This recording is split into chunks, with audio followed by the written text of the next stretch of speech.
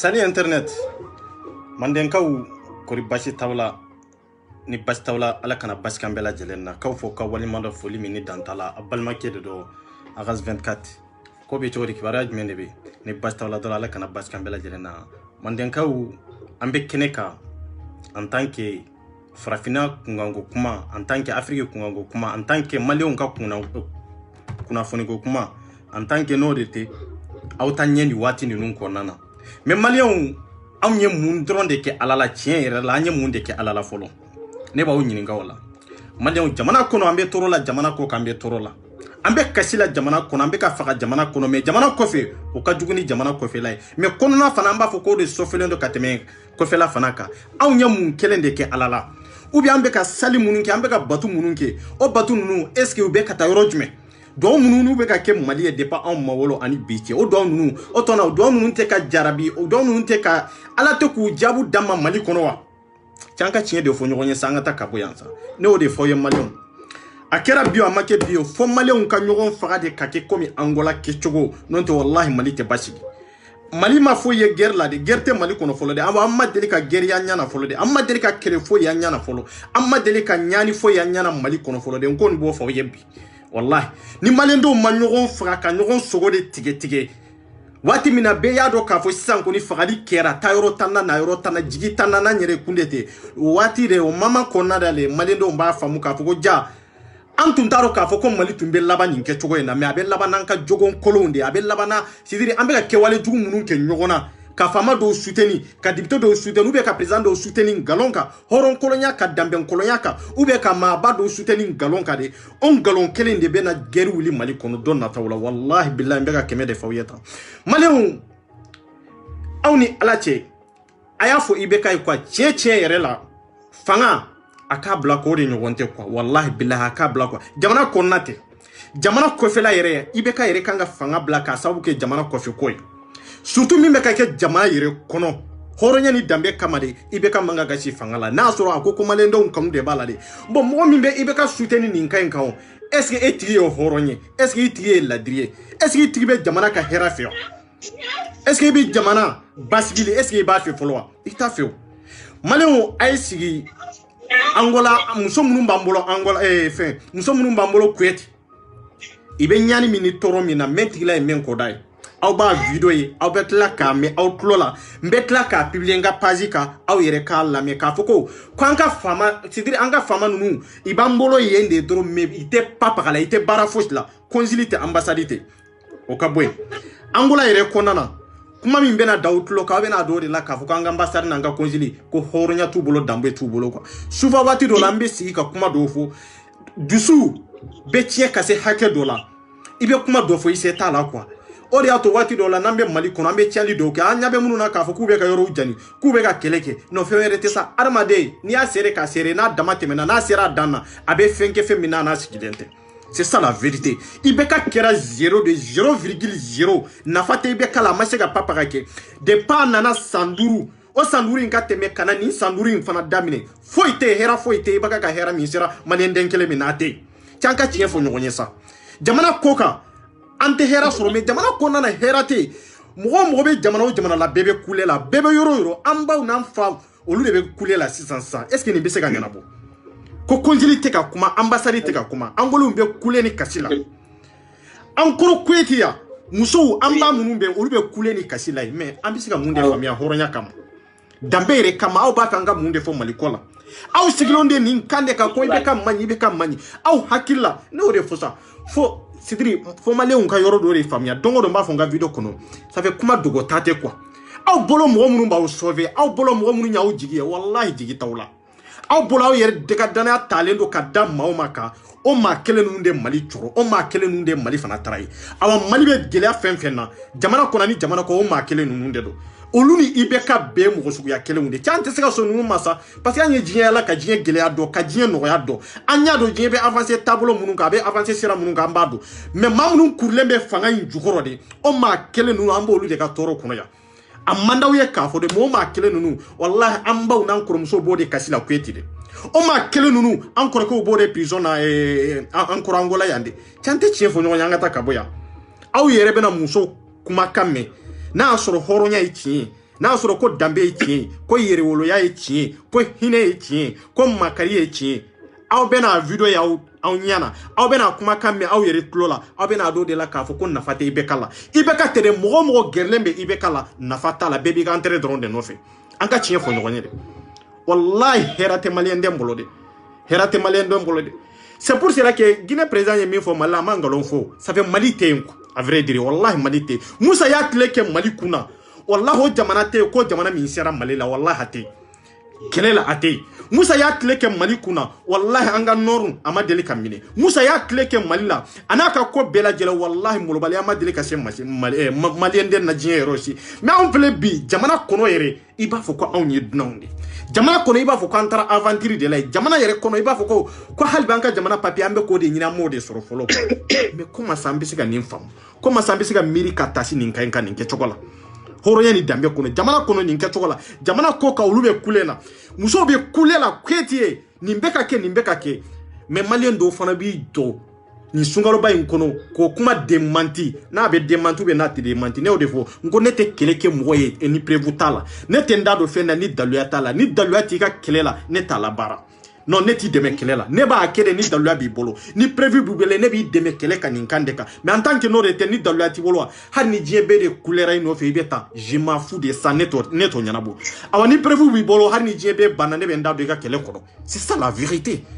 kuma ye nin dɔrɔn de o an ka autorité i bɛ fɛn dɔw nkalontigiya mais i b'a sɔrɔ à vrai dire minnu bɛ i bɛ minnu t'a nkalontigiya wallahi tiɲɛ de t'a kɔnɔ de ni tiɲɛ b'a kɔnɔ a tɛ se ka nkalontigiya o mais on verra bien n balimamuso bɛ ɲini ka ni ninnu tilala waati min n b'u ka video kala i ka video bɛ n bolo yan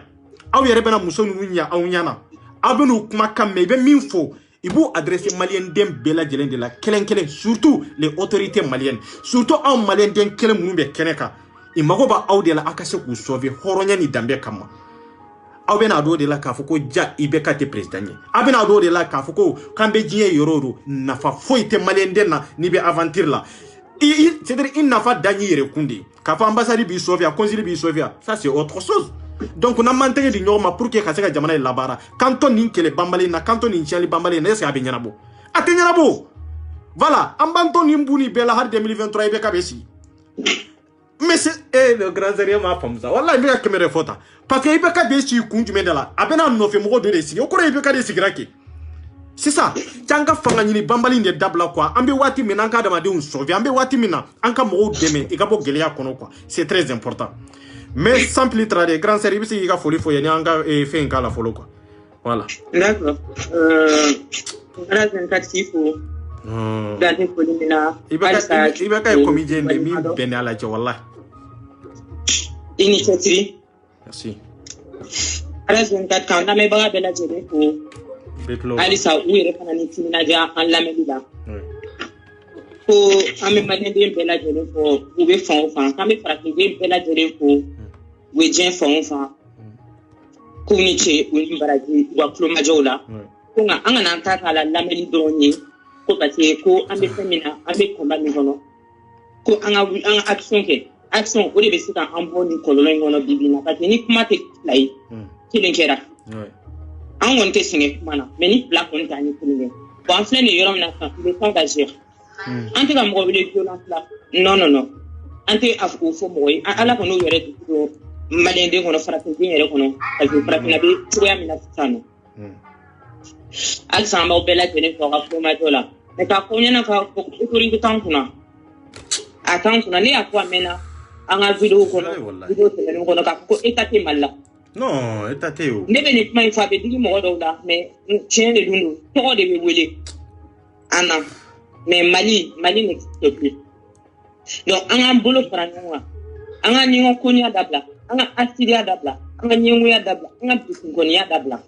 an bɛɛ ka jɛ ka kɛ kelen ni kɔnba in kɔnɔna na yaasa Mali ka se ka kɛ Mali ye élection min tɛmɛnen filɛ nin ye bɛɛ y'a ye élection fɛn o fɛn kɛra nin wagati min na bɛɛ y'a ye changement ministériel fana bɛna kɛ an bɛna sigi a bɛna kɛ ko kelen na o catiri kelen ye tuguni donc Maliens il est temps que aw ɲɛw dayɛlɛ k'aw tulow dayɛlɛ an ka bɔ sunɔgɔ la ten an ye dɔ kɛ farafindenw k'a fɔ aw ɲɛna farafinden bɛɛ lajɛlen bolofinden bɛ fan o fan a y'aw bolo di ɲɔgɔn ma o de bɛ se k'an bɔ nin dingɛ in kɔnɔna na sinon an bɛna dingɛ in kɔnɔ sa dɛ an kun bɛ dingɛ da la wagati jan mɔgɔ an bɔra ka kuma jaja o y'a fɔ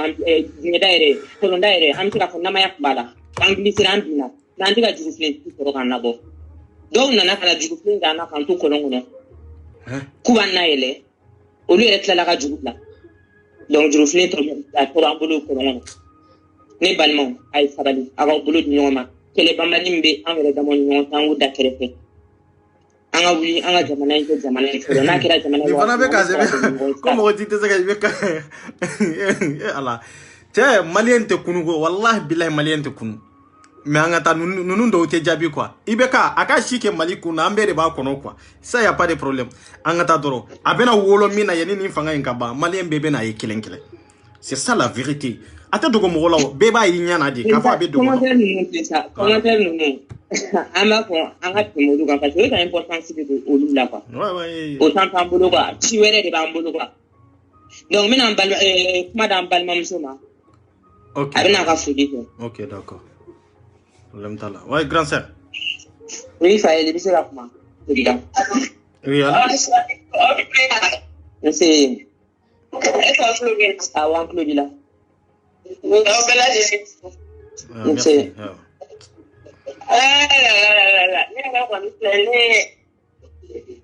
ne yɛrɛ kuma yɛrɛ tɛ ne da bilen quoi parce que je m'attendais pas du tout à ça ne tun ɲɛna n ko sisan tun b'a sɔrɔ dɔrɔn ko a fɔra an ɲɛna n ko o bɔra non ni ɲɛ yɛrɛ dara video in ka balaw de don ko wallahi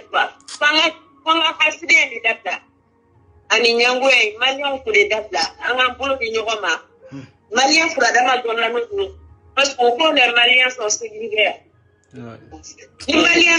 maliyɛn kelen ye problème sɔrɔ bɛɛ bɛ wuli k'i jɔ maliyɛn dɔnna n'o de ye quoi Afrique bɛɛ mais ninnu bɛ yɔrɔ min bi na Angola ninnu bɛ ɲani ni sɛgɛn na dɛ mais rien ne va u bɛ ɲani ni sɛgɛn na dɛ mais halisa bolo ma bila u ma mɛn tan di ye quoi o de bɛ ne ma dan furu yɛrɛ de la quoi envers les Maliens k'an ka wuli an ka bolo di ɲɔgɔn ma an k'u dɛmɛ an bɛ se k'u libérer cogo min mais jusqu'à présent donc ne yɛrɛ tun t'a dɔn sisan sa an bɛna mun de kɛ parce que gouvernement autorité t'an bolo o de fɔ o don n y'a fɔ n ko n'a danna ne ma denmisɛnninw kɔra vraiment u bɛ se ka kɛ denw ye u bɛ kɛ dɔgɔninw ye u bɛ kɛ kɔrɔw ye u bɛ kɛ baw ye et tout quoi mais ni tun y'a dan ne ma u tun tɛ bɔ k'a fɔ k'u bɛ t'u yɛrɛ bila kisɛw ɲɛma parce que Mali an ka pouvoir bɛ tenir à chaque fois qu'ils ont besoin des gens seulement u bɛ mɔgɔw labɔ mais u t'u denw labɔ walidenw bɛ sa denw bɛ ɲani mais olu ka sira fosi t'a la vous quatre nous parce que climatiser on a soit climatiser nos courants qu'est-ce qu'on fait des courants qui alors beaucoup là Malien domé nanina on est tous à notre service là on est tous là on est pour garder ma parole non ma voté on a mais encore expliquer parce que Mali ambassadeur non à consul B mais c'est ça qu'il y a quoi Voilà, d'accord. On dirait qu'on n'est pas dans un état. Franchement, il est à nous vraiment, à la espèce à voir ça. L'ambassadeur ni marque sur Angola, on a considéré les gens à bouillir. Mais si tu vas connaître Angola, à part de comment on le fait, les Maliens qui avaient un mini. Les Maliens, vous devez sont là à 4 ans. Non. La prison pendant combien d'années il s'est même pas donné la peine d'aller même pour 5 minutes à Maké. Parce que les gars, souvent, avec tous les démons là, à Dante, à Balmado, ou Sarah ou Palola, à Hamogutana. Donc, on va voir les cas de Sarah. Les Maliens, souvent, ça te dégoûte même de dire que tu es malien. Bon, ATP n'a pas problème. Il avait un ministre des Affaires étrangères là qui s'appelait M. Wan. Il était à 3 restaurants. Wan, quand il y a hôtel d'Odzimna, c'était en quelle année là? Est-ce que c'était pas en 2004? Mais Wan, il a pris l'avion sur les champs, il est venu. Mais des fois, bon, l'année, il était pas brûlé. Il est là, le gouvernement là. Moi, au ministre des Affaires étrangères, il pour les Maliens, quoi. Le pour les Maliens. Non, allez, les Maliens, là. Il est là, le gouvernement, c'est que les Magomas, c'est Maliens, là, quoi. Vraiment. Aïe, qu'on nous donne un canard. Population malienne. Malien, mais il y aura Malien. Oui. Mais ça, à la fin. Bon, il va avoir donc, il va comme la tête. Mi ndabali ba. Odona antunya kuma fo kuma konna na vocalu be no amna kla ka vocal no no. Antunya fo anga prisonnier ga libération ko la. Ngo malien ku bolo fara nyogo nga. Mo shima réagi. Mais autre problème bay, oui on population ka couper quoi. Mais gouvernement fana apport nyana. Antunya fo kamina boni nouvelle de Damadonna. Bon, une nouvelle soro, il y a Irana Rafo, Samouja, dans les Gambie consulés. Allez, au Gambie consul, allez, Kara, Kata, Ani, Angolais ou autorité ou Union. Bon, allez, on est solution pour aller Kara, pour Gambie, on met la libérer. Allez, on est à rapatrier ou pas de vous libérer. Mais en Mali, autorité, Matara. Au moins, pour libérer, on va débrouiller pour la Namanda. Entre nos propositions, mais allez, Tara. Bon, on a autorité matika voulu faire pour nous libérer. Bon, allez, nous, aucun problème. Allez, c'est là pour qu'on vous libérer. Aya, confinement, avocat, bien, comme quoi, ou bien la libérer. Mais pour que vous passiez à libérer, il faut mal consulat, parce qu'on a une c'est qu'on absente. Tout son Angola son à l'état, ou aller nous négocier là, où son ou à libérer, mais il faut que on a consul les quatre papiers signé. Ani bon mon no ou balma ou nini. Ou bolo no dron la papier là. Ta outil la moro là bon. Au moins nous bora à mes solutions wala so. Mais allo yere atika ke. Ou nous son pour libérer. Bon, nous libérer kaba. On va liberté nini. Mais on menace la monnaie ko passer anti c'est un papier signé à leur place. On a procédé pour encaisser au pouvoir ton boulot. Un avocat ici au pouvoir ton avocat boulot. A pouvoir bi mo kelen boulot o mali consulé. Mais mali consulté ka soro ere. Ala te ka soro téléphone na abi ko ma te territoire kan ere. Donc on comprend rien. Les Maliens ne gâtent pas ça pour le droit. Allez, na Maliens comme il dit. En haut, tu as fait pour rien, pas les gâteaux. Aïe, c'est ça.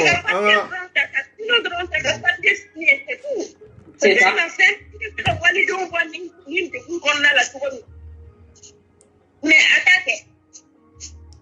Tu t'imagines? Ouais, grand sœur. Oui. ayen kono doni ko ambena ambassade ta la folo nanya ambassade ka vocalu je nantla la feminye kweti tai ambeno la video na fembe bia amba ira mo ba la me kai voilà Ok. donc aben kono doni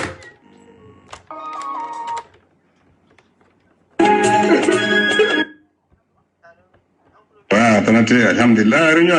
abena réunion benna on taraja yani misintre ka mo ka yandi bitre ka defa kunye kati be sabe ya besole amme siga me nyon fam do be safari nyimbla ni masimi do jani mena fo ministre mba fo président mba fo ministre des affaires étrangères mba le directement le defa ka directeur ale le immigration ka directeur ale kumara bien fait dans 2 semaines na anisisati masimina akomina ni bana utiseka masimina tugo ne ma mina ni nyame drombe information takadama directement ala ka carte takadima na ka ni téléphone donc ambe na kana ko ale fana mbena ka baroke obe mo legaliser choko mena ngabe mo bula kasola bo obe ona famuna ambe africaine bo kuma tiara dron bo ko nyiko problème tala ambe nya fa nyoko mulu ko nga information ni kana ditugo kana kenimba femfenke mba fo yedro directement ko bastala donc excusez le quoi qu'est-ce que c'est demandement on va excuser demander quand on famo même va rambe kasola ko ils sont prêts à bela bo mais n'avait boladron donc à mettre les responsabilités signer quoi au défaut voilà outlo benina ko ale tara aba yoro yere de la ko ay photo taye de kuchiama ani ministre sigira ka kuma autorité sigira saka kuma itlalen ko fe autorité ko ay ko olu diena nay mo munu be prison na e kabo mais mo gansan de tisiga a chien pour que e ka mo gabo prison ale ko ale ba chien pour que munu ye gambien olu ka bo prison parce que ale tunya fo aba chien afrique be de kabo e ko no ko ale tisiga chien to c'est-à-dire ale tisiga chien ka fo ko mali on ka bo prison ou be sénégalais on ka bo tisiga ke quoi na soro anga consulat be ou be anga ambassade o de be na sisa aba chien pour que anga demsene munu be prison na no lu bi se ga bo prison na chogo jumena mais anga konjili mata ambassade yere ko ni kiragete o yere ko ni anto yere jate yere parce que abe ko ambassade yere te konjili bi ambassade min no fere ambassade yere te nyala yere parce que lu kira fonctionnaire bawe lu yere bolo yere lu ka girni be kay ka bon c'est pour cela que ninde anga je kulu fembe ninde abe to kofi anga communauté be tira ni ke chogo de la iti avancer wori duni sungurun tike be ni ndronde la eni alache mamuga ani segimbe bolo prison na ki kana papier drone signé et qu'a signé en tant que responsable qu'a fait que demande un câble et be dise kato signé mais maléo chanti chien fo nyoko nyanga ta kabo yango ambassade mato signé konjili mato signé ikoko samugama gambi ambassade ma ko aka dabo ni manka imbela na ba fe kaka mo labo ko problème tala ko me atese ga signé ben no la abese ga signé ko ni atanu nu ku labo problème fo itala mais on ta munu be jon de beta signé olu kabo anga président le jeunesse président no Issa Jawara ko ale be ta kata signé ko Issa Jawara tese ga signé parce que mo mi be se ga signé o e consul drone de be se ga signé en tant que ni consul mata nunu bu shi ke prison na en tant que ni ambassade mata nunu bu shi ke prison na donc jon de be déplacer ka fo e beta nunu signé donc ko mo gansan were ta signé na ma ke responsable damade donc anga mo be bo prison na to ko jumena ambalma ke munumbe anambalma muso munumbe olu be bo prison na to ko jumena yaro solution tala parce que ni konzili mata nunumbu shike yesa hakemi sa iriga minge prison na ibo nyona iriga were de ke prison na o kelenye fulana ni konzili mata ambassade mata bo chogo irete nununa okoro ide ko solution fo ite nununa okoro ide ko jigi irete nununa tugun quoi à vrai dire parce que ite na bo prison na bon non nunun te na bo prison na ibeka ka bara e munye ambassade ka bara e munye mais encore ibaro ambassade on de quoi ba interpeller problème fo ito la ambo interpeller problème fo ito la numbora nunu mabo an kanga bara minge ambassade la anyere bodo anta fane nanta baneni mais amba ira la kafa madura kala amba ira la fana ate sharia do katimanka amba ira la fana ka foko ko jie be sigira ka sharia min sigi ka akoro min shie jie be kama ka fo ama kala epi atado ya le la tanyemo wa do de kama e nyomo wa nyere ato ere ke chogo do surtout sharia min taraka di ale ere ma atise ga pratique ere ambo irala on debe se ga irala awa inshallah amma fala ko fere on be bara minge am gambi ambassade la mali ambassade min be gambi abi bara min da ka nyere bodo amboke konjiri min be ambe bara min daw ka anyere ko ni bodo amboke nunu mboro e mabo am banga bara ketaki ça y a pas de problème o joro ere terra on bon au teta contrat signé Aute dégla tiziri aute mo wéré la wuli mali kono ka fo ko kata contrat signé pour que nous ka bo prison na donc nous be muné ça nous ka to prison na mais chemi mago ba ka jamana dewna chemi mago ba tiziri aka jamana dew ka hera la pour que ka boli ni ka liberté mais ale tar ale ni kumana don na tawla ale bene bo ka déplacer kata papier nchi mais pour que nous ka déplacer kata réunion na o makala o te fendo tiala ite fendo i makala même angola yere kona itado yere kanga ta euro miere mais kodona munumbe tio ke chogodo te yanao ka ke yala yiri kono yanao ka ke temila ordinateur ou krefe ta he déplacer ça ka mo be toro la yensa aita nunu labo prison na sa mais identa kono e balma ta kono e ka sunguru mbalma ke ta kono e ka sunguru mbalma muso ta kono c'est pour cela que itena bo tiene ni konziru sigira ka kuma bi kote akacha neni sigira ka kuma ka wallahi akacha ne sinyatani koy no bu don sa aw be yelemise ni minna krefe aw be ngunu minna krefe wallahi be fufala kidi ne yere nu sigira do mi ka kuma face en face yere nu ka siri ka kuma ibado de la ka fo makala ibado de la ka fo ko ite fendo ibado de la ka fo ko mali joli ko kuma mbe da ko atese ka ke en tant que na nyire kundete iba fiye karma et puis anyere de banji jafana de fem be buni be la mali tejo mali hotel on dito mali ya on nyere kundia na on la ka min keleke o debe ibo barake o de ka mais na mawli ka keleke a ulube barake fe mumbo olu de nafa c'est ça la vérité mais malende be dalendo ni teketa avec choko di ka e dalento ni bisika nyana bo choko di ka eto krefe ni bisika nyana bo choko di ebe ka fo e magote na idato de i dairete do ni na ni bisika nyana bo choko di mena nyana bo choko talo mais on verra bien en atafolo. Ah, ok, d'accord. Donc, une nouvelle demande. Bon, terme de responsabilité, John Bessika signé. Est-ce que Issa Diawara Bessika malien de bêta signé, par exemple, ou bien il faut que Mali consulte les cas signés? Voilà, ni ambalma muso mi anna betoka émission ka yere tulo tumba mankarna yanko. Voilà. Donc, abechoko bena ekoni mombe kasola. Ni mombe kasola, consul ba signé, abadem ba signé. Anzeranyo de fois, il fait comme Robert Boulale, mais tu sais comme Robert Boulatin, car libre comme ça, zéro, non, il fait comme Robert libre, avec un document. Ne serait bien, comment tu m'as fait, wallahi, qu'on a information d'Ablanga qui a la Nikilae, Angabe, parce que le président est de Carfa, qu'on a une main de quoi bien approché. Il s'agit de ce qu'a signé. Voilà, il y a le club, alors, quoi il s'agit de ce qu'a signé, mais à ce qu'a signé, à vrai dire. C'est ça la vérité. Consul de Bessega Siani ambassade. Mais nous m'a déplacé kata. Mais ni de magoba ka jamana deuna. Ni de magoba ka jamana deuna. Pour que dogu mumbuka. Ni de camion ni fait un fa katanuye. Et mo nani Bessega nimbedu. Mo nani Bessega barake ni. Anini mina mentara prison na. Mo nani abesega ni fa choko de kata di mo nani ma. Atara de africain dembela jelendema. Mais tellement que ni mwo jera kabla bara la ni horonya tala ni dambe tala ni redon tala ce n'est pas l'appel ni behara ante jigolula ere parce que ibeka ere de tala ere ibeka nafa ere de te bekala ka firu dama de bebeka soutenir 100% ko dombalu dama de bebeka soutenir 100% non te benya bebeka ka ke wale law benya bala boné min beka jigi mali kono ani mali koka benya ba de gunna beka ya an kana nyogo negesa haisidi aka boy nyengo aka boy sanga tien fo nyogo nyesa ibeka tala ere de awa min ba soutenir ere fana ba do ka fo ko ibeka tala mais fe min tala mo beka tonyo ita ki ka horonya ni ka dambe ni ka limania kama ika tien fo mo ya ka fo tien la mbeka karsa soutenir mais tien la te bouger ibeka te bouger de ni ibeka soutenir chogo ilabanye moloya de imana soutenir chogo ilabanye moloya de torindo do imana pousser chogo wallahi tisaka yele kogo ka foi ka tade katabla kogo sampe ti tisaka bla president la ka fo ko mabo baraki esa o ngalonde esa o mu fariya e ha mambe na kweti folo auton kono ngana kweti allo voilà ayen kono tankana kweti ayena kweti c'est très important.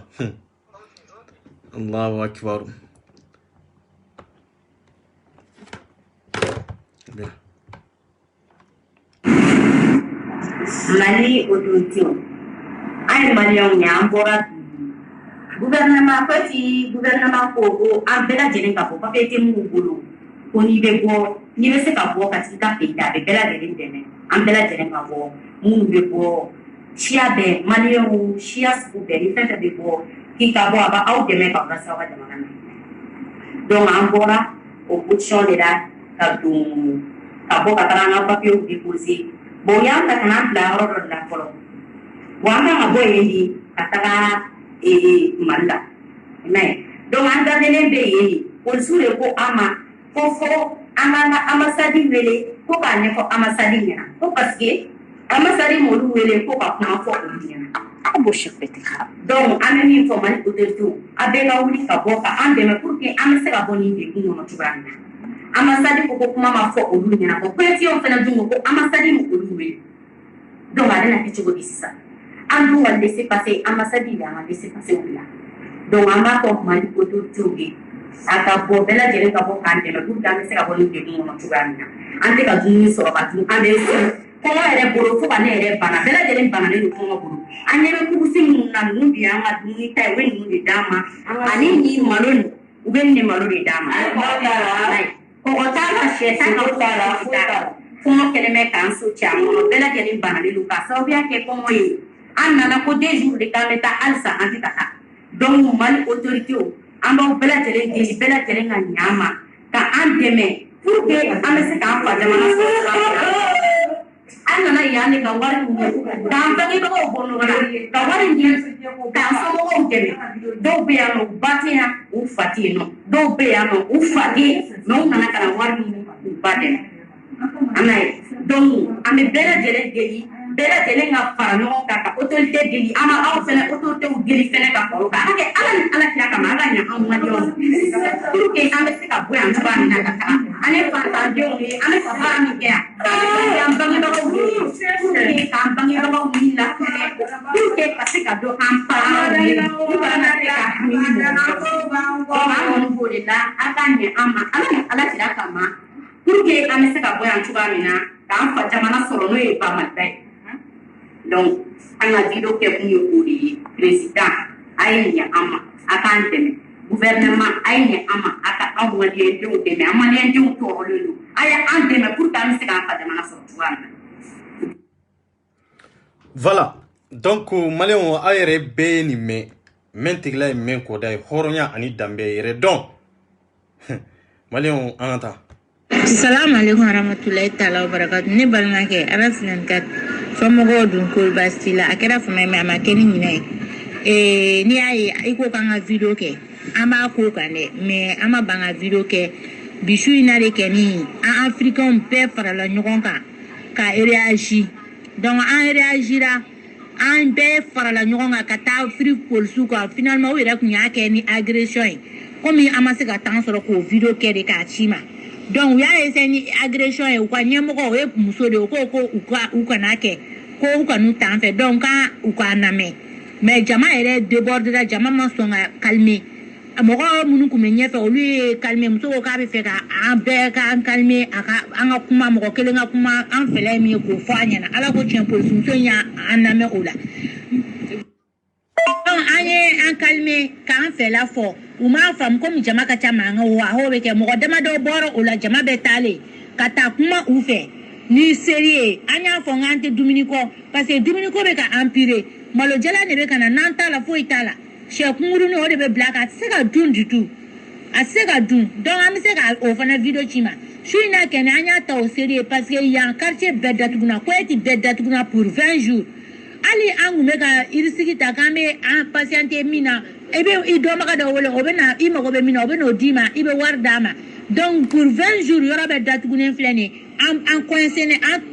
li to jugara quoi donc bijou na ken africain be de farala nyoma malien kelen ko tere africain be ibe africain fe do na be yano an be de farala nyoma mo ka tani mo bidure ka ta free pour sou dala donc u kunya ken agression mais finalement an sera ka sula u yere sirana u ya aname an mo dama mitara ka ta kumu fe u ya ko ku ya fam finalement u aran for yere ketana aran for nana kana amase go ra filmer no tan mo chima aran for nana u ka chef wele kana chef nana ko u ka an mo dama kana ko kana fe la me donc aya funyana ka ante dumuni ko ble dumuni tenye am tagal ko donc ayo tagal ko kuma funyana nyamo ko atolula al na nga autorité a signé china be ku sona ko anga do anga jamana kan donc ulube anataka ere de ulu de gune no encore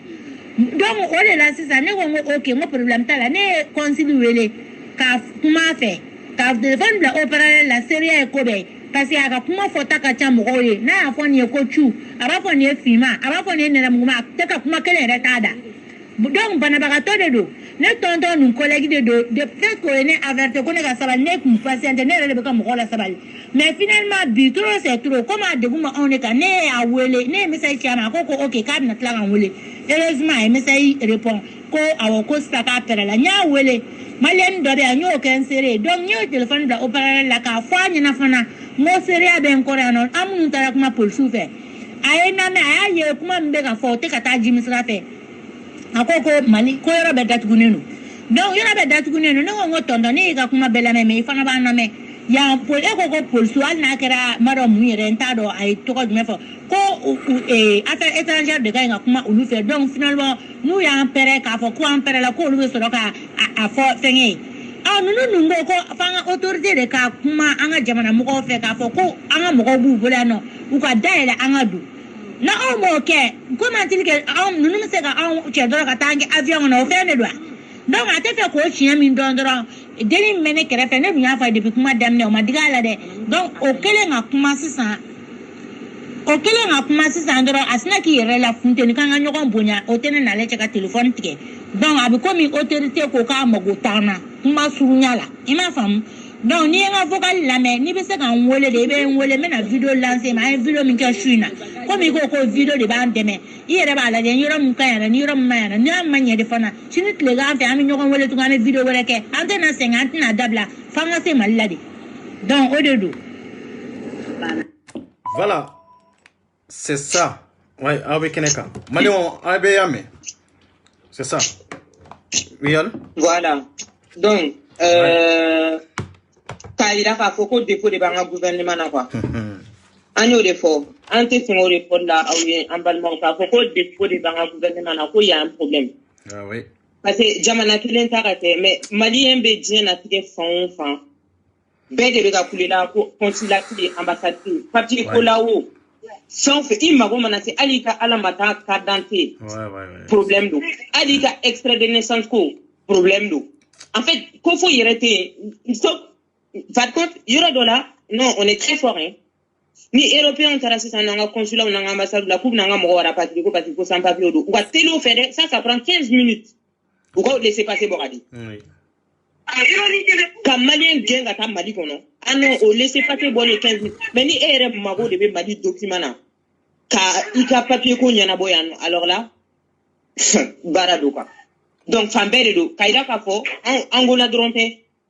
ali ko etiere fona dronté mali ere de autorité problème be service étranger là vraiment il y a quelque chose qui va pas non Mali je suis désolé wallahi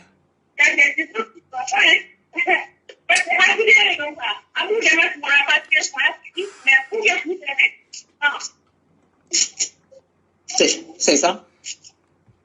Mais là, si ça on a frappé malien, on a bon tellement malien autorité faire avoir pour ou te faire avion blahana. Au drone masala fleka. Au sada drone fleka parce que ou na warim do avion na ka déplacer kana mo no fait. Ou ni sauver. Non autant que le boulot. Na ou japana ou fara jamana weka. Atolu ne sera là. Et puis donc malien n'est pas considéré nulle part. Allez, à part maintenant. Est-ce que les Maliens vont enlever pour gagner les pieds c'est là pour le gouvernement au boulot. C'est tout. Le gouvernement au boulot. On veut avoir non, c'est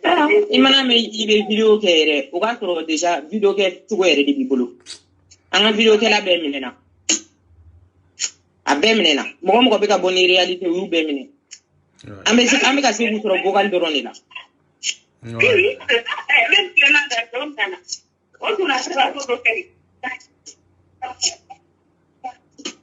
Non mais ça ne va pas du tout. Ça fait quoi hein? Boubou yere nali yere de kira kuma sule malende unye ko wallahi. Boubou nali make foye en malende un kamani tialite wallahi. Boubou nali make foye ni dégoûté. Boubou nali make foye ni kuma sule te en malende unye. Dépa nana gouvernement make pas pareil. Masse ko ka responsable. Non.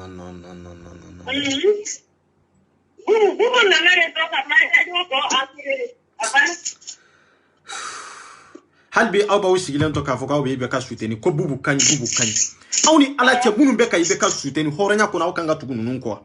est-ce que nous mago ba ka gele la nous mago ba ka toro la haraw munu nyere be ka ibe ka suteni wallahi ben kale alala naw ye ni nyona gele ya soro wallahi ibe ka tetaw deme bubu konteo bubu mago talo hari sini ibe ka be se ka bubu remplacer hari sini nanye mankanke wallahi ibe ka ba fo na be bubu remplacer nga bubu remplacer wallahi ale mago tala ale ba ka manda sidiri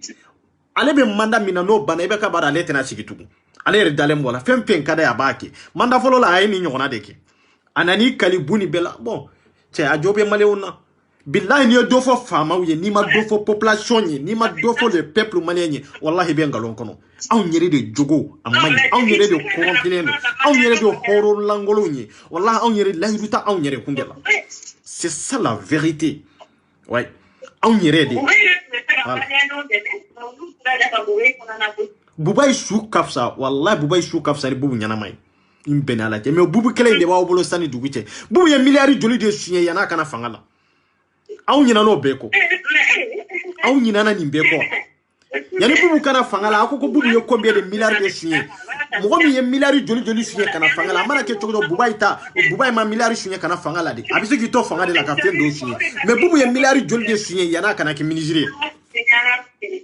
ayaw nyaayele doni samale do ay hasiriya dabla ay nyungu ya dabla wallahi ayaw nyaayele ka kala katinye tura kuro ye malende de tay awa madame ni malibe ki siralon nyonay wallahi malibe ki angola nyonay wallahi malibe ki liberia nyonay nyenkal alala adumbe kede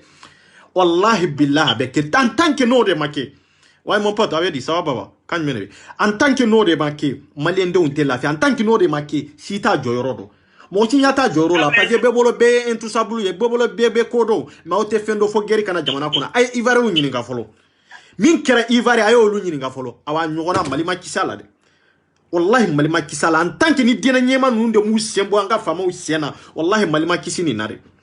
aw nyabe fendo la fe nkono aw munum be buni bela dina nyema u kofe wallahi aw nyata la de imana adama den kanu chogo mais akanu réalité ka quoi c'est très important akanu tieka ika kanu ladriya ka ore nyogonte quoi wallahi ankara nyogonne gere me malibe na laba chogola chogomi ansi hakili tala ne koni dalembola akera sisa makisi mi abena ke insha Allah wallahi ma fa ala ko mbaru fana beke antange na mbeli to ni antange ni nyogon faka de mali ko nota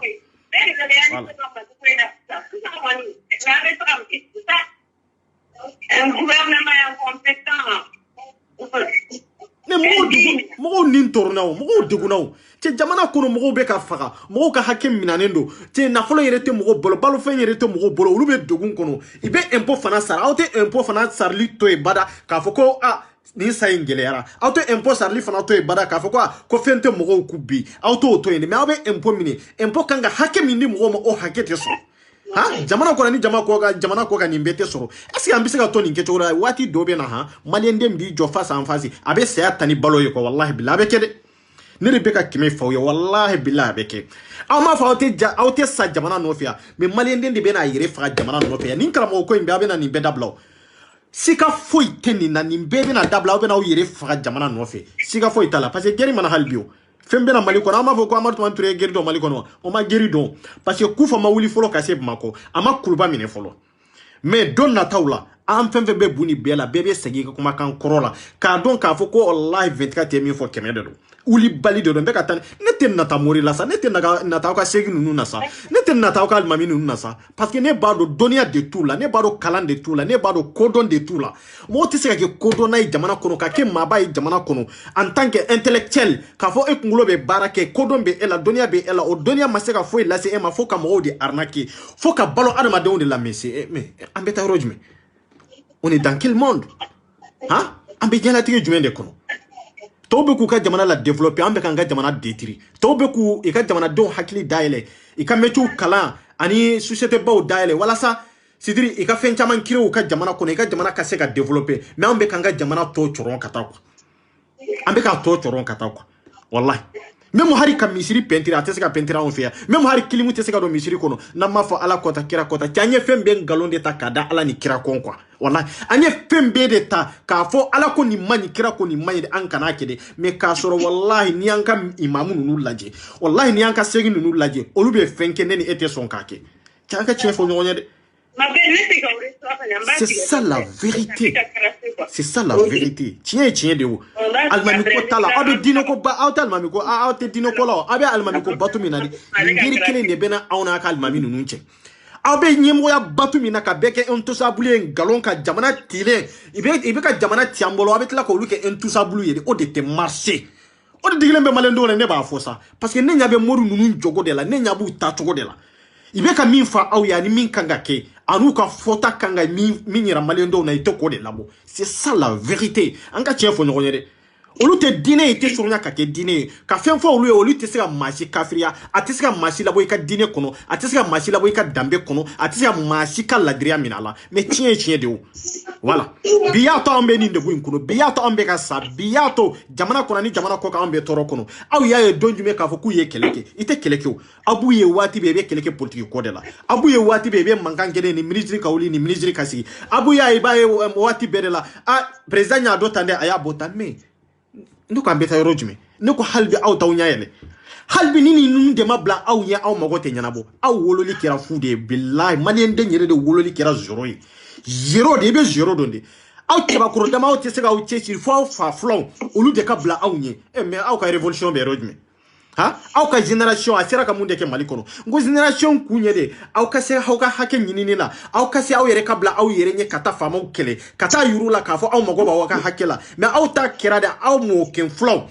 aw c'était aw fan flow olu de be blaw nya tanke no lu makuma kokola aw tsika wuli ka o se ko damayira kola mais horonya bemi ha ni mali nyinga ko jeunesse be malla jeunesse de be malla ni mali nyinga ko no ko jeunesse de be malla mali rojme ha abe foire den dama dale nyonga ko kodona ni kalankela kala mi maseka nafa nyere be seka fenya jamana ya ante chefo nyonga ta kaboya ambe nyogon nogo fudela na yi nyogon batuka nyogon ka beke entusabuli mali laban beke liberia de wallahi bila beke liberia de che hake be mere na dongodo ni nyangata na dongodo ate almami toy ewa ate bolisona toy abe bere ta kelenkele. C'est ça la vérité. Nous ne pouvons vide là au cas halbi au début boliboli da karta. Tiens hakili te daile. Tiens là au matrama mais ay jamana kona la jaw yerbe citation du men de la Mali kono. Aw munu fana tramara aya la jaw temna jamana joli de la. Aw munu matma hadi jamana chamana aya laje aw nana jamana min kono aw temna quartier joli de la. Ayo lu ka vi choko laje ki ka jamana ka vi choko laje toro. No kera ibe family ba soro ikanga bara mingi ka jamana ko ni ka gouvernement kanga bara mingo ma filimanteo membe ka yogo nege ngalon de la mali dambe jamana horon jamana mais dambe jamana horon jamana yoroji jamana jumen kono jamana jumen de kono ko horonya ba kono te mali jamana jumen de kono ko dambe ba kono te mali non dambe tisa ke mali kono takafa ambala muso be toro ni kechogo ina horonya tisa ke mali kono takafa ambala muso be toro ni kechogo ina dambe ni yere don ani horonya min kalfala awma o tisika lawaliya aw bolo ni kechogo ina kafo aw ba an fana faga o jamana kelen kono ni kechogo ina kafo an be toro jamana kelen kono ni kechogo la ngon galon de don sa an be ka nyogo musala han galon ka kuma chenyumanu ndoro kanu do adama de kunna doro an fana be wuli ka kule wai karsa kainde karsa mi fo che ay che fo katayro che foli de be che barakia iye kuma do fo iye kuma nyuma do fo me kuma nyuma inkanga bara mingeske yakia ngo action de ba kofe malente action de donc ambe kuma de do mais pour que ka bouger ka ko ke ante so de la quoi. C'est ça, on moral tambolo quoi. Mais kuma ni koko kuma, wallahi sur réseau ina moji te malien dembo. Mais billahi barka ki se kele ate malien den. Duo ki se kele te mali kono wallahi duo ta kono. Ande ko waliju keme sabani saba. Ko be mali du ko le jogoro mali fanjume. Awa waliju kele mawlo mali kono ate. An yabe mununa ka fo waliju de do konne ko ngalonde do alaka waliyu te nununi. Wallahi alay waliyu fo togomi. Wallahi ani malien do nya munun ke waliyu ye. Wallahi waliju ye olu te kele ko ba fo ko waliju de waliyu de do. Voilà. Walijude oye walijude ko wallahi ate billahi nyankali alala ate waliju kelema wolo mali kono jalu de ban galon da nyerela nanka makoro ka tariru koro komi yirinda ibe ko de dam mali la ka fo ko waliju keme sabani ko be mali kono billahi nyankali alala ngalon de do o tise kika jamana ko ni ka jamana ka halaki ni keto ko inna ko ne de yafi ayta kitabu tugu nyinga kuka qur'ana ko na laje ka hadisa wala je ka fiqu laje ko wallahi kire kitabu fenfon to sallallahu alaihi wasallam ko na laje walu bora du kolo fenfen sabo du kolo sene alende do billahi toro to soro makari to soro amana do ke yoro do wallahi alabo do jabi kana hari yere sigi hara salen ko fe alabo do yin jabi do mende jabira on bolo o ba anka waliju ko anka totoro de kono iko anka to nyani de kono iko anka sike tunga fe taga de la iko anka sike de gude kono ante chie fo nyogo nyanga faraka nyogo negini kuma kandi mawye walju keme sabani ko jalube ka kana folo mina wala walju keme sabani ko ka soro emu ke ya shiere ke yere atado era kanga ta foro la chugo mi yere ha ambe nan sigi mana kana rejo sosoni radio so la ko walju keme sabani ko jonya waliju mali kono abe saka dunegela jumene era ko kodon bala kodon be mina mali be gila mina ka mali labo gila kono ge awolola gila min kono doni kala ma sora ka jamana kono ko gila boy harbi bo o mo kila inde ta ko ke en tout sabuli ka foko karsa de doni kila karsa de waliwe karsa de ala kanu baga jume che mo ki nege we chin ka yere ki yere nege o laba o be ke minyo o teke ekore abe ki nyana de ita wallahi non mais ita me ba yedo c'est ça la vérité. Voilà, ibe kuma pati ibe kuma c'est-à-dire ibe getori de fo malien de unye quoi kana ne natalembe jona personne nten natam goshila personne ne malien de comme ye malien de ni tuko mi ma vrai de ambe tien de fo nyonye quoi parce que ambe ka fendo de nyagami jona fe munun te kelenye ambe ka fendo de nyagami jamana joli ko kuma la ani jamana de on ka hake sorri la fe munun te kelenye ambe ka ndlo fendo de la islamia to ko munun te kelenye ke yanka société be tien mali denya yer de tiana kalabantia ani feero no fe ani arnakeria no fe quoi iya nimbe de banka société ko parce que yemo de arnake karsay walijuye karsay tidenye et puis karsay maba de bi maba bisira soro mali kono tukura ambe ni de ko no suro zo be la fe ale no kateme malika ha hera be sous raison be kono kateme malika ambe se hera jume de soro ni ketoko ina ko waliju ba ombolo adu en contre ligne mali laje ni anga sous raison ni nga ba fo ko doni kala chama be mali de la mais ne ba fo ko kunfin chama de be mali la doni kala te kalambali chama de be mali la mais doni kala te arabu kamena chama de be mali la mais billahi qur'ana kalambaga fambaga o te mali kono c'est ça la vérité voilà grand sœur ire be ko kono oui. Oui, effectivement, normalement, religion ko bon on a été kapasugo kele keke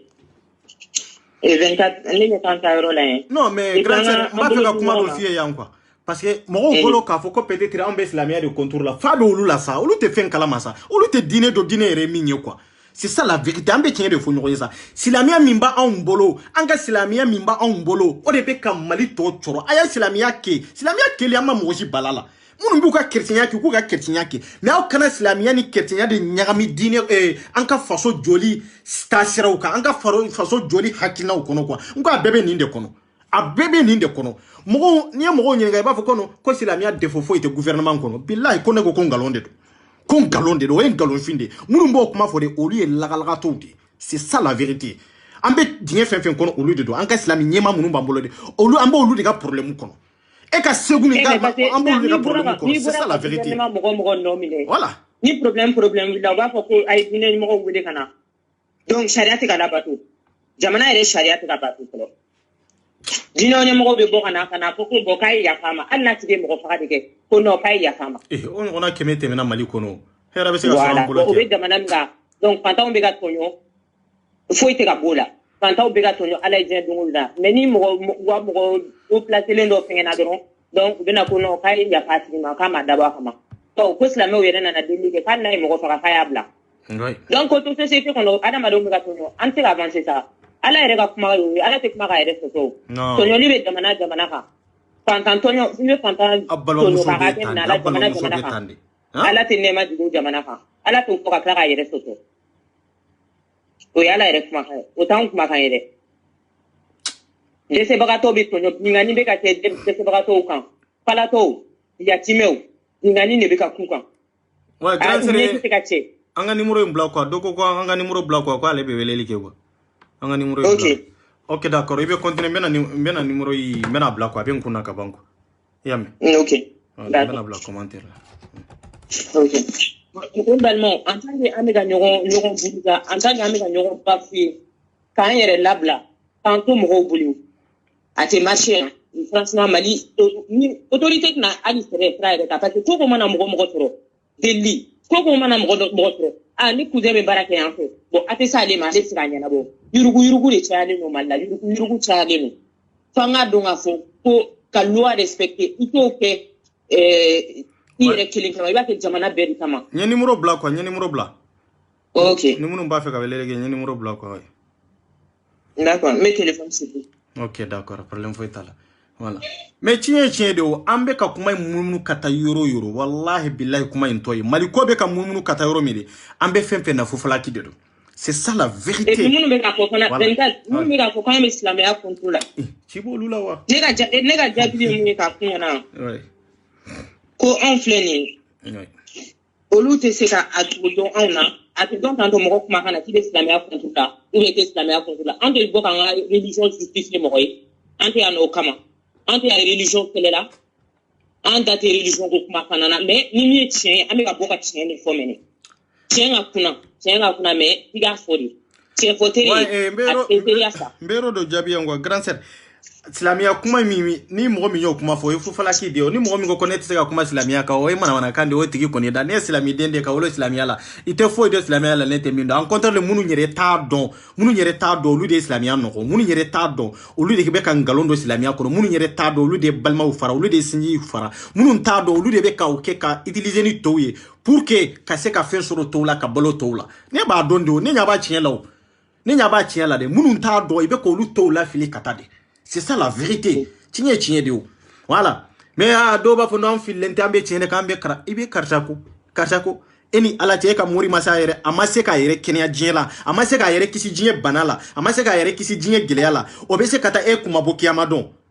ha obese kata e kuma boki amadon kiamado o tiete mi bese ka mo kuma boy ate même kira mindo sallallahu alaihi wasallam kira kaseka adamado kuma bo amano gonde. C'est ça la vérité à Manoronde. Surtout quoi ka mori, surtout quoi ka imamu, surtout quoi ka nyema. John de beta John kumabo. Aya sa dibi nkonode. Hakilna mimbaula aya sa kono kafa obe sa karamo nofe. Obe karamo batu mina obe flanka fuya dela. Obe karamo batu dela obe mushirkiya de. Flanka fuya mi ala ko konte yafa. Nte yafa karsa junubula. Karsa en tant que ni flana ne farane ka wallahi bila ala ko konte yafi made. Ko abe sika yafa junubu bela fona kira flanka fuya de. Obe ko de ke ko karamo batu. C'est ça la vérité. Nous ko kawnye kafiru yo e manana kande u dasa. Kiraya mawele dola mali kono. Alaya wele la dola mali kono. C'est ça la vérité. Alaya besega wele e la chogodi kafo e maseka fenke jamana ko jamana bo toro kono. Alaya besega wele e la chogodi alaya yere anko ko yere kuma to liye manamana kande u da. Ari kiraya yere manamana kande u da kwa. Ante tien fo nyokonye. Ambe kamalankolou kalabantu arnakiru damata ko luke mabaw ye ku sangurota jamana kunna. Ku sangurota jamana kunna de ka jamana denyuma ko lu detiri ka jamana denyuma ko lu ke denjugu ye amma go be jamana joli de law amma go te mo shi ka dine la ka dine yi kelen dron de tay. C'est ça la vérité. Jamana be jora ni ke chogo inde law ouais et même Saudi jora ni ke chogo da Saudi be ka dine de mais jamana be dirigé en tant que gouvernement. C'est ça la vérité. Même Saudi jamana ni ke chogo de do. C'est pour cela que na soro jamana to be dirigé ni dine ale ka ba be chogo mi atunte ko ke chogo la de itunte un mètre bla ñu ñokon cede aba soro mo to meta hiji la de mais muna autorité ya yuru la de dine o vie privée de. C'est ça la vérité. Dine vie privée de ni gouvernement te ni fanga te wallahi ha yere te se ka yere la kana tien de. C'est ça la vérité. C'est pour cela que ale ka ba datu gro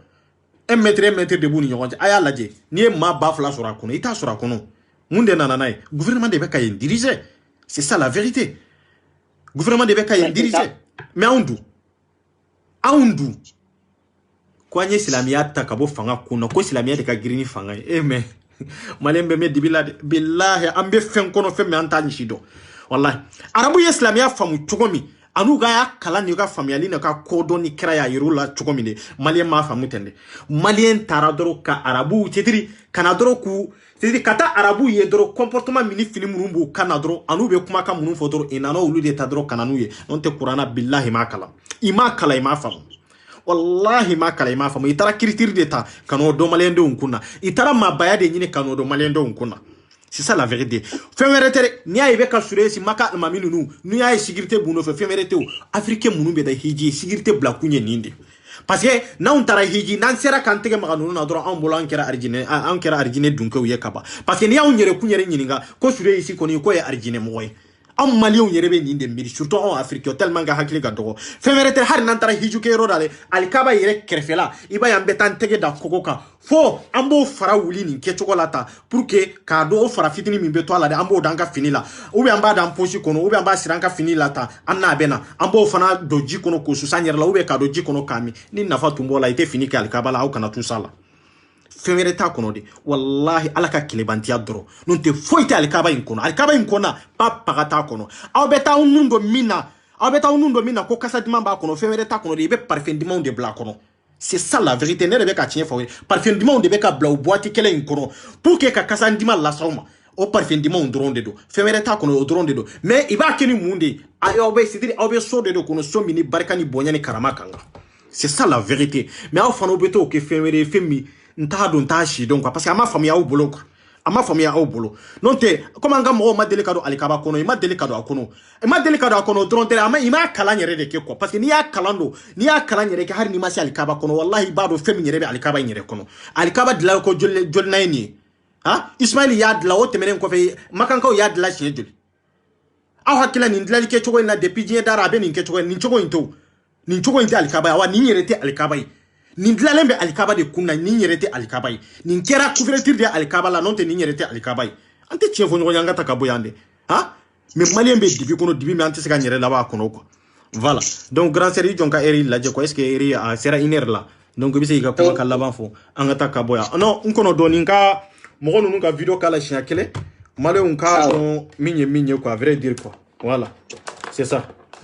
aya balma muso la me folo ibena min fo mentigila men ko daiche islamia bambali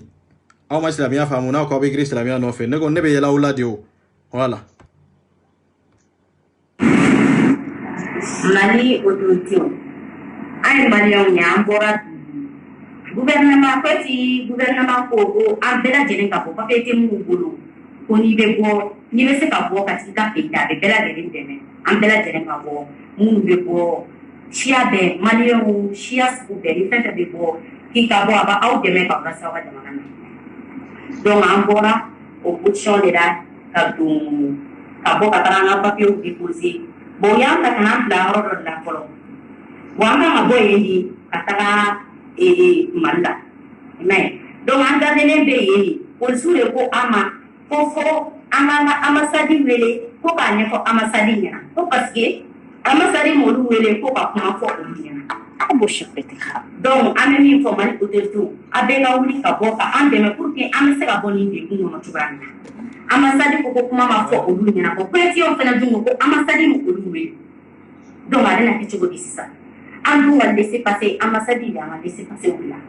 donc amba ko mali otetu ge aka bo bela jere ka bo kande no pour que amese ka boni de kuno matubana ante ka duni so ba tu amese komo ere bolo fo bana ere bana bela jere bana le komo bolo anyebe kubusi munna nubi anga duni tai we nubi dama ani ni maloni ubenne maloni dama ko otala sheta ko otala futa komo keleme kanso chamo bela jere bana le luka so bia ke komo yi anna na ko des jours de kameta alsa antikaka donc mal autorité amba bela jere nga nyama ka andeme pour que amese ka fa jamana so anana yani ka wari ni dambani ko bono wala ka wari ni ka so mo ngene do be ya no batia u fatino do be ya no u fati no nana ka wari ni batia amai donc ame bela jere nga farano ka autorité deli ama aw fene autorité u deli fene ka ko ka ke ala kira ka ma nya am ma dio pour que ame se ka bo an ba ni na ka ane fanta dio ni ane ka ba ni ke am bangi do ni kam bangi do ni la fene pour que ka se ka do am pa ni ba na se ka ni mo ma mo bo de la aka ni ama ala kira ka ma pour que ame se ka bo an ba ni na ka fa jamana soro no e ba ma dai donc ana dido ke kunyo kuri président ayenya ama akanteme gouvernement ayenya ama aka amwali ndio teme amani ndio torolo aya andeme pour que amse ka fa jamana so tuana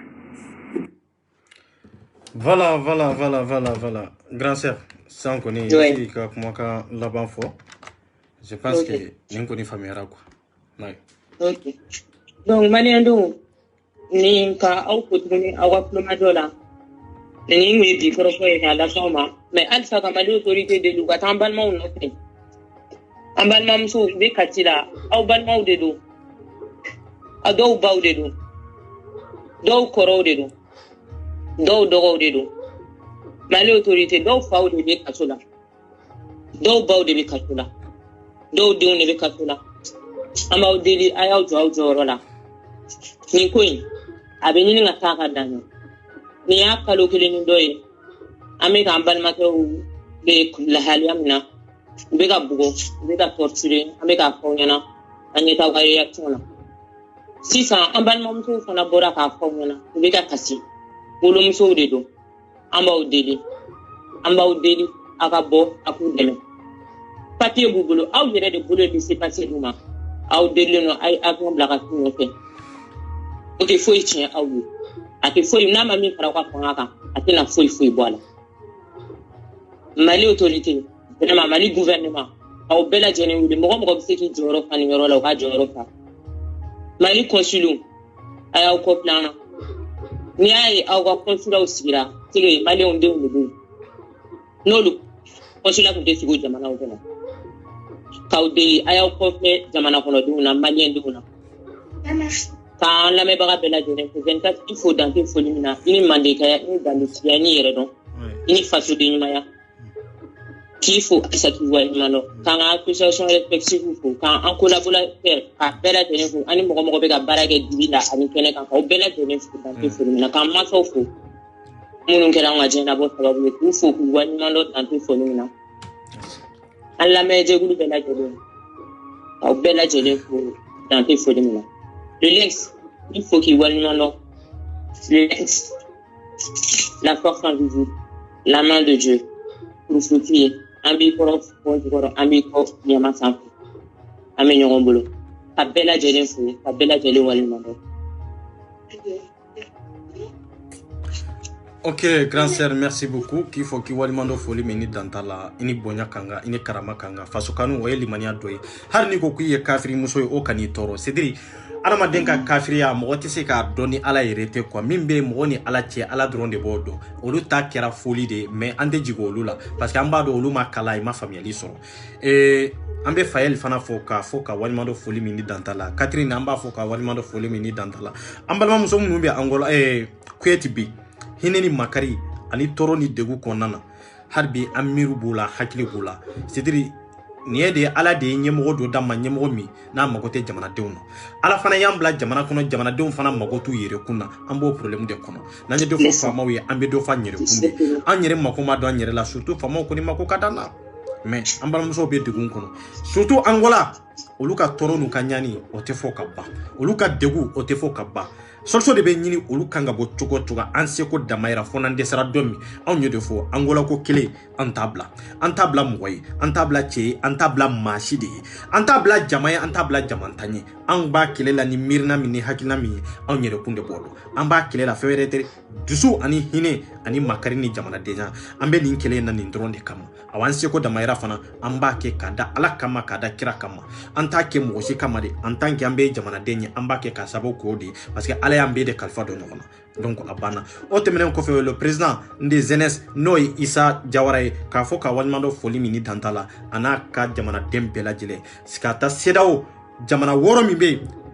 ale de y'an ka jeunesse ɲɛmɔgɔ ye k'a fɔ ka walimandɔ foli min ni danta la cɛbakɔrɔ min bɔra a ka denbaya ni ɲɔgɔn cɛ ko ale bɛ taa papier signer pour que malien den 28 min bɛ yen pour que i bɛ se ka libérer mais ko ale tɛ se k'a kɛ dɛ ko a tɛ se k'a kɛ n ko jamana kanu ye limaniya dɔ de ye aw bɛ taa limaniya ɲini yɔrɔ jumɛn c'est ça la vérité min ye malien ka limaniya bange manqué aw b'a dɔn limaniya ta anw dusukun de la quoi an malien denw an dusukun a t'a la dɛ malien den ka limaniya a ka ala batu n'a ka ala ko n'a ka kira ko o bɛ dabara de la o bɛ nɛn de sanfɛ mais dusukun fo a la wallahi o ye nkalon de a tɛ yen wallahi billahi a tɛ yen